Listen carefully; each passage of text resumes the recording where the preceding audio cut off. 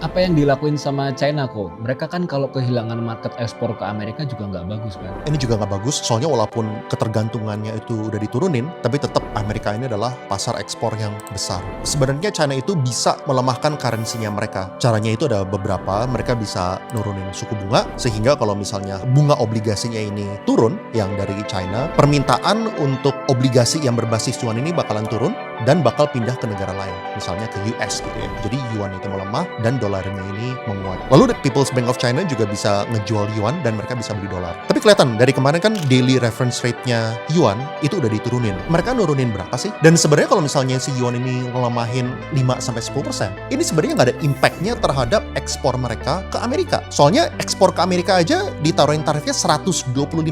Tetap aja 15% ekspor ke Amerika ini bakal hilang semua. Si China sekarang ngeliatin 85%-nya, sisa negara lainnya. Kalau misalnya harganya itu dikurangin 5-10%, bisa aja permintaan dari sisa negara-negara lainnya yang 85% ini, permintaannya kan bisa naik 20%. Sehingga kalau misalnya kayak gitu kan 85% ini kalau misalnya naik 20%, itu kan jadi 100% juga. Ya, jadi dengan mereka melakukan ini, otomatis mereka bisa mindahin barang-barang yang tadinya itu ekspor ke Amerika ke negara-negara lainnya. Apakah ini ke Jepang, ke Korea, ke Eropa, ke Indonesia.